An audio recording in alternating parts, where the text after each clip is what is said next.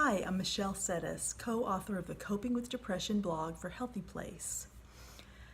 And the number one way I have for coping with depression, my best piece of advice is don't believe everything you think when you're depressed.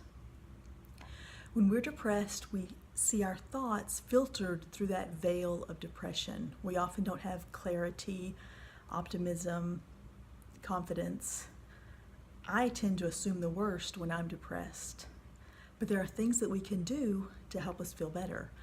First is question your thoughts. When I think of questioning thoughts, I think of The Work by Byron Katie. I had the privilege of going to one of her conferences, workshops in Austin, Texas a few years ago, and a simplified version of The Work is she has 4 questions. Is it true? Can you absolutely know it's true? How do you react when you believe the thought?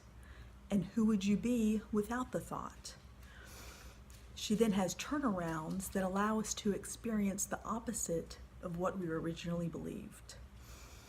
This helps us to gain clarity when we question these thoughts.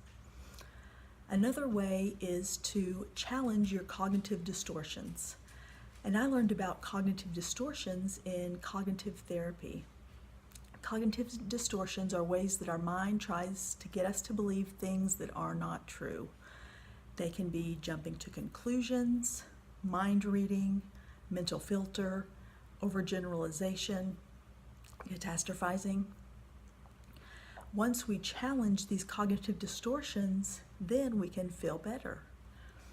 And the third thing we can do is to seek an outside source to help us gain clarity. Sometimes we can't get outside of our own minds and we need help from outsiders. This would be talking to a friend or a counselor. They can help us to see things with reality. Thank you.